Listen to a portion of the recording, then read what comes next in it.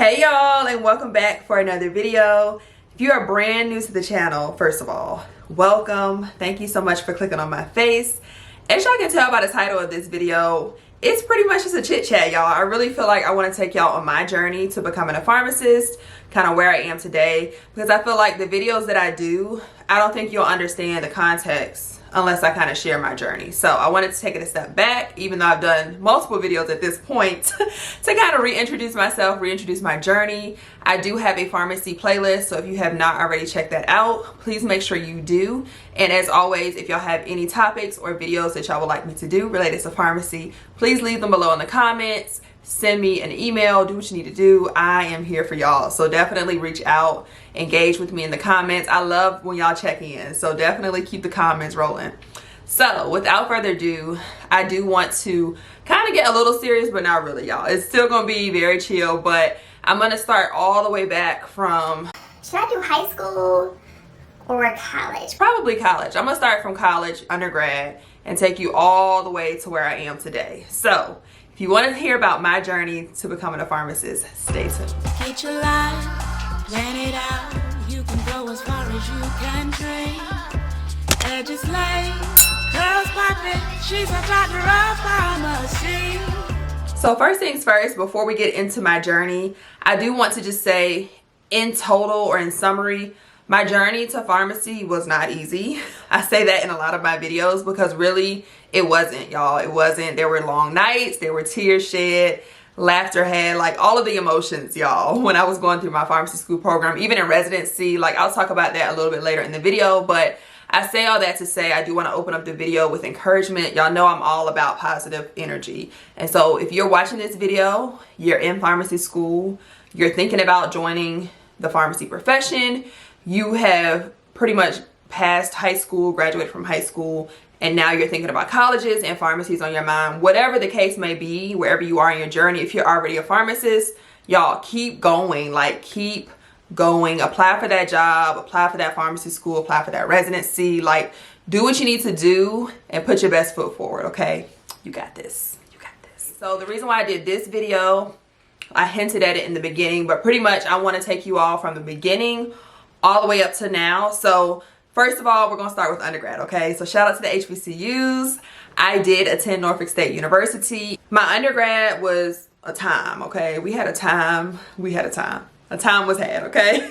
That's all I'm gonna say. But you know, I enjoyed school. I made really good grades. I didn't really have to study. I joined a sorority, was involved in student government association. Like when I say I was living my life, I was living my life. I was going to the parties. Like I was just having a good time in undergrad, as you should. So definitely enjoy your time in undergrad. But when it got time for graduation, y'all, I didn't have a plan. And I was like, hold on. Like, what am I gonna do? All my life, I've had a plan.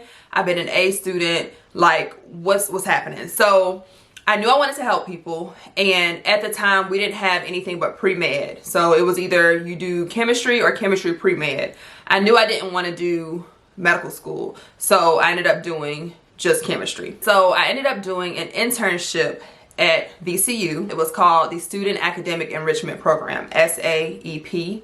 I will try to find that below, or find it and link it below. But what that program was an internship that exposed us to medical school, dentistry, physical therapy, and pharmacy. From that, I was able to mold a tooth, do some extractions, look at the anatomy of the body like a skeleton and figure out what bones do what, do like an actual stretch and stuff that they do with physical therapy, and actually wear like crutches and the different devices that people would come in with, a prosthetic, things like that. So very hands-on. The pharmacy portion, we got to count pills, we got to make an ointment, we got to do like actual dispensing in a pharmacy, making labels, all of the things. So really, really good program to expose you to the different medical professions.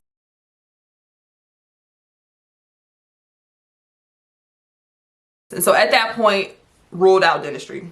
Okay, I cannot mold a tooth. Shout out to all my dentists out there. Medical school, I already knew I can't do blood. Like I'm not looking at blood, I'm not doing surgeries, no ma'am.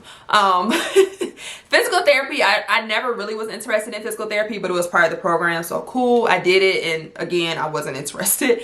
And then pharmacy, I didn't realize how much pharmacists spent talking to patients, okay? And I love to talk to patients. If you cannot already tell by my videos, I absolutely love talking to patients. So it was a no-brainer, right? Pharmacy was it. However, I realized I had to complete prerequisites. I had completed a lot of credits in undergrad, like so many credits to get my bachelor's degree in chemistry, and I still had more prereqs that I could have gotten knocked out. However, I didn't know I wanted to do pharmacy, right? So there was no way for me to get them knocked out without doing my research. So I ended up having to graduate from undergrad at Norfolk State with my bachelor's degree in May, and then return in the fall, y'all. Yes, return in the fall just to complete my prereqs. Okay, so all of my friends are gone off to do the next stage, and I'm still in school. Like, just imagine you're an A student. Like, I had a 3.8, 3.75.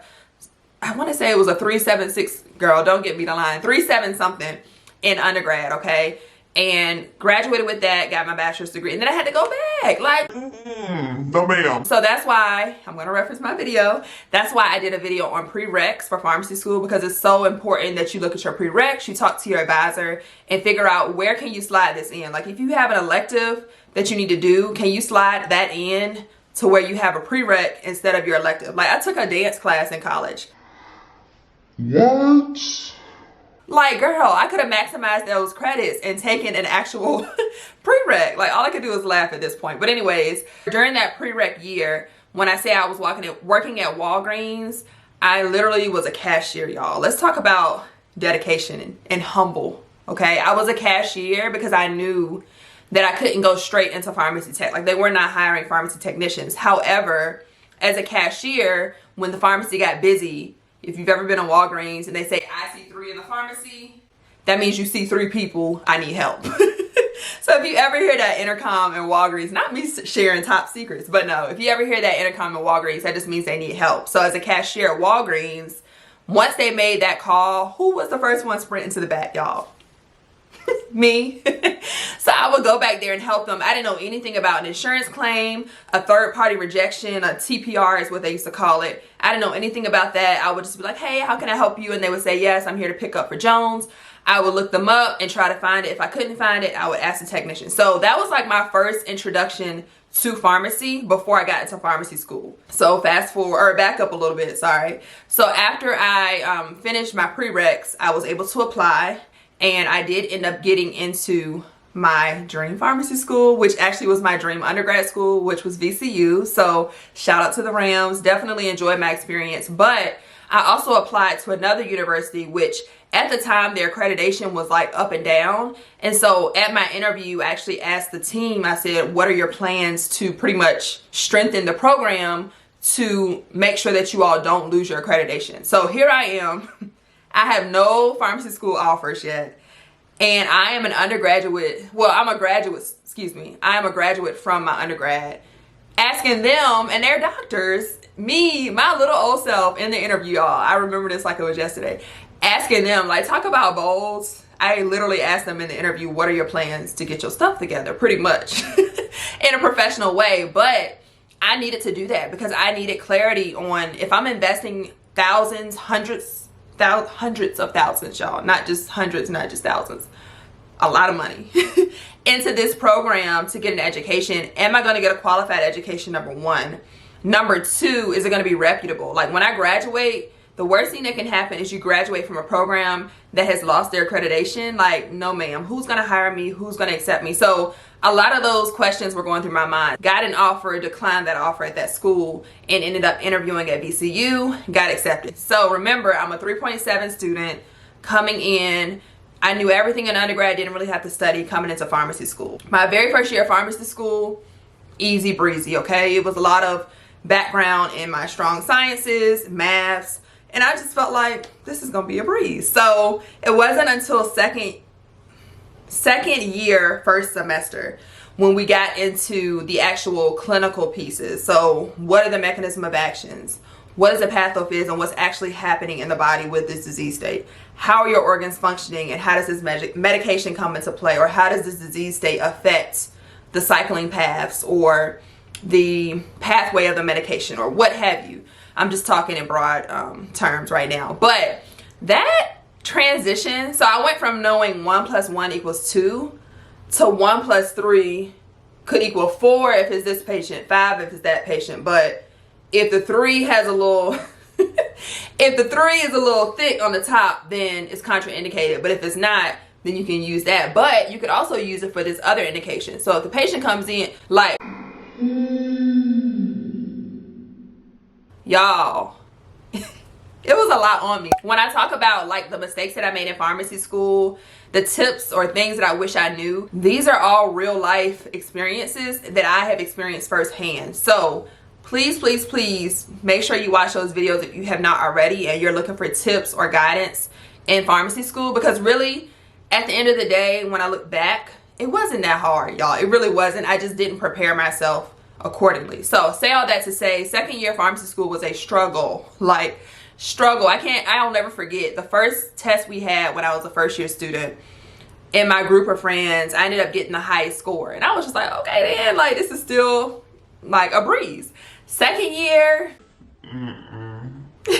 like, no ma'am. So definitely make sure that you set yourself up for success. And I'm not going to get into the details because I have other videos on that. But anyways, just know you're good, sis. We made it. We made it. Anywho, fast forward through pharmacy school. So in pharmacy school, they have different student organizations. So I was definitely still involved as a leader. I went from the P1, which is like the first year representative of the class, into the president-elect, into the president role, into like the SGA rep. Like there are a lot of different opportunities. So I got involved in all those opportunities, did a lot of community service. Like I've always been big on community service. And so that's what really got me exposed to enjoying like conversation with patients, seeing things I've never seen. I remember going to a health screening as a pharmacy school student, and we actually had a patient who used to be a physician that was now homeless. And in that moment, I thought to myself, I think I was a second or third year student. I was like, wow, like this could happen to anybody.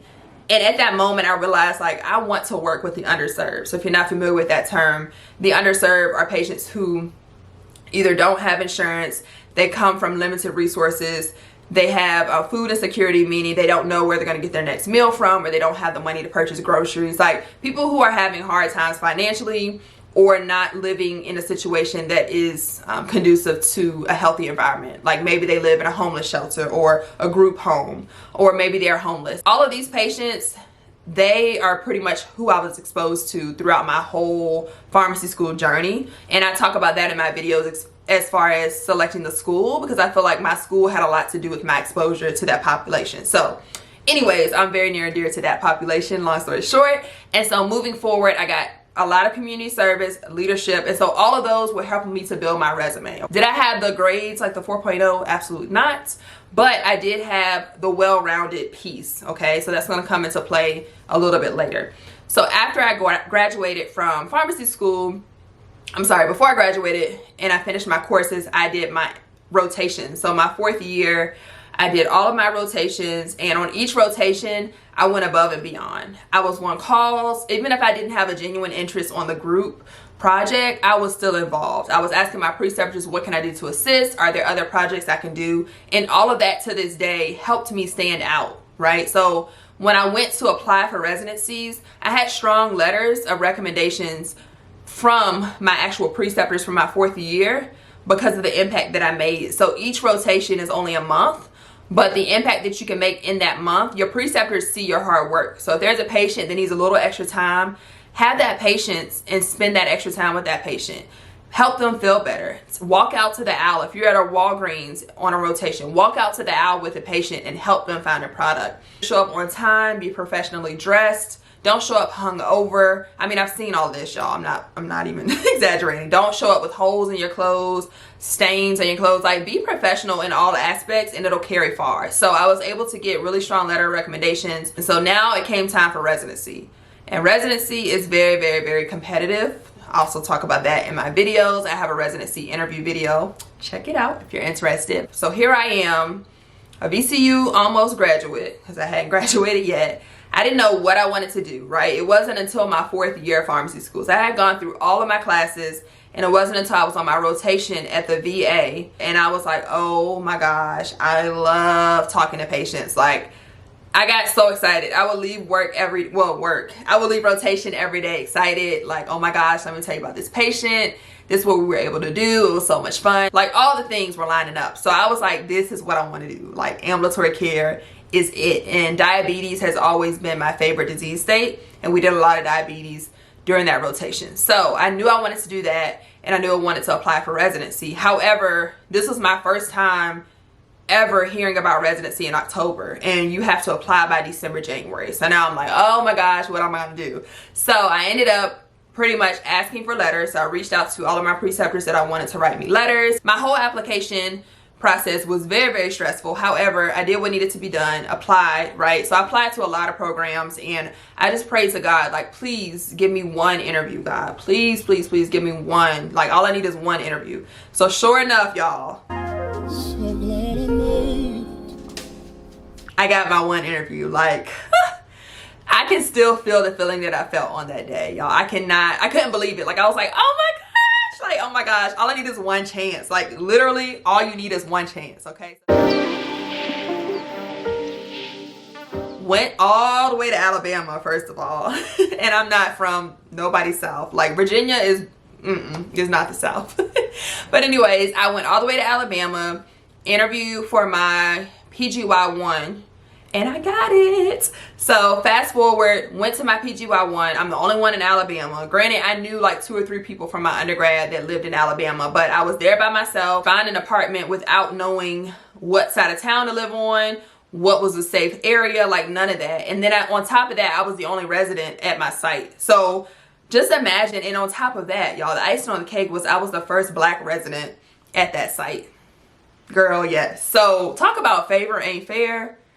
Y'all don't hear me. Like, when I tell y'all, I'm so grateful to God. Like, I'm so grateful that I got the opportunity to complete that residency. And when I say I killed the residency, like, to this day, the program says that I've been one of their favorite and best residents. I'm not even saying that to toot my own horn, but literally, had I not betted on myself, like, where would I be today? If I didn't apply, what if I just said, well, I know I have 4.0.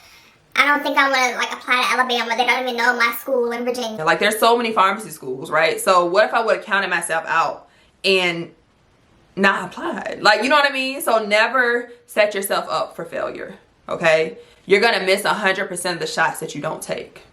I completed my PGY1. However, though, when I got to Alabama, I was also studying for my license. After you graduate pharmacy school, you cannot practice until you have your license.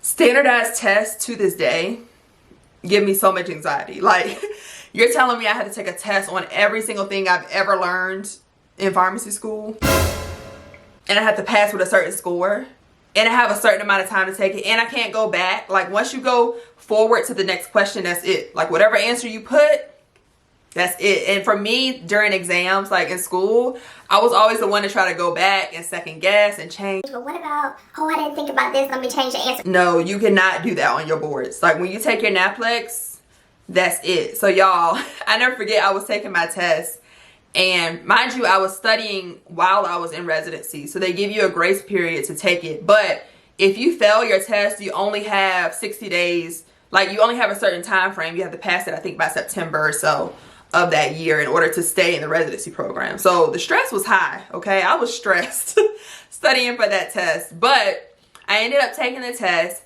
and of course you don't get your score back the same day. And while I was testing, the scratch paper that you get, it's like a whiteboard, right? So I'm writing on a whiteboard, I flip it over, I'm writing on a whiteboard, and next thing you know, I go to the bathroom. So I come back, child, the lady that's proctoring my test has erased the front and back.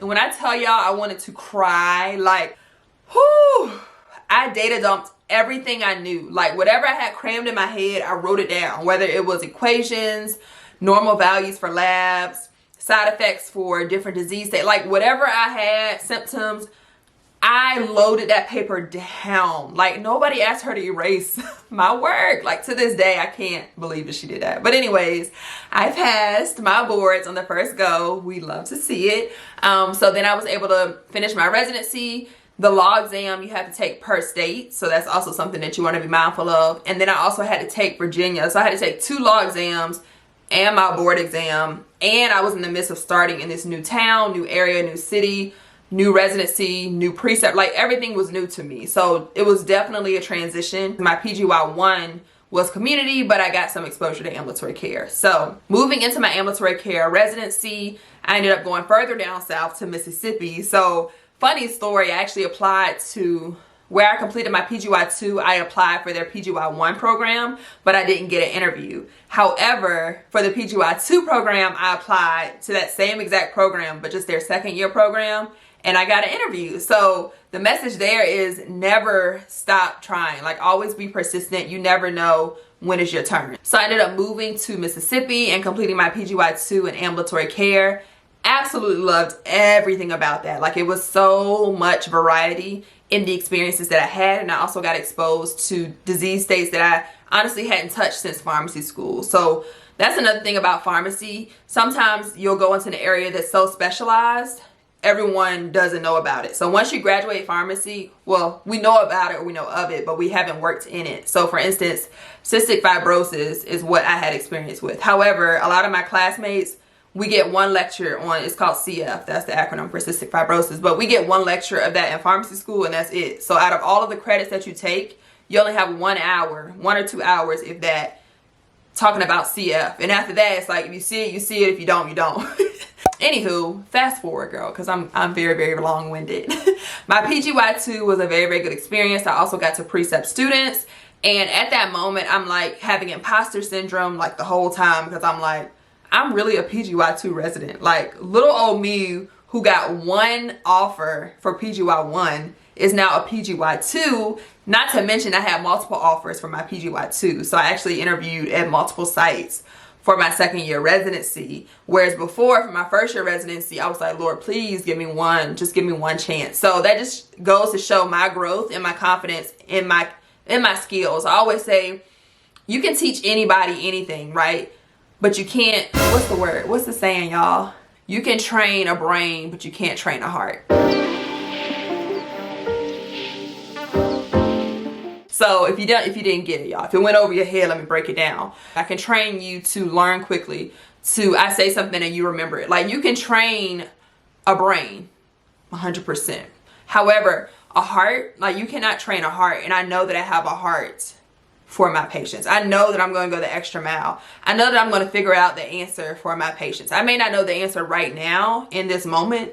However, I know where to go to find the answers. Long story short, y'all, because my battery's about to die again, I had the heart. Like, I had the heart for my patients. So I will stop it here. I really reflected on my journey, and I just wanted to share my journey. I know this video was very long, but I kind of wanted to share my journey as a pharmacy school student and pretty much my journey to becoming a pharmacist. Was it easy? Absolutely not. Would I trade it for the world? No. Like, I feel like I've learned so many lessons, and even after my PGY2, like applying for jobs, I'll do a separate video on my career as a pharmacist. All of these experiences have made me into the pharmacist that I am today. And so when I speak to students and they're struggling through a course, or they just feel like, oh, I can't get through this is hard. Like, I remember my journey, and I basically give them words of advice, words of wisdom to keep going. Like, it's not gonna be easy. You'll have long nights. There will be courses that irk your nerves, professors that you feel like aren't supporting you, but find that one person that's your voice of reason. Find that one person who can advocate for you or advocate for yourself, and just figure it out and make friends that can build you up and not break you down, and you'll be fine. Like, you'll really be fine. You can do it. I'm a living testimony of that, y'all. I'm not even playing with y'all. If I did it, you can do it. So I'm gonna end the video here, but I hope you all enjoyed it. I hope you were able to take away something from it. I hope it wasn't too long, but I just wanted to share my journey with y'all. So also make sure you subscribe and join the fam. Would love to have you here, and stay tuned for more videos, and I'll see you guys on my next one.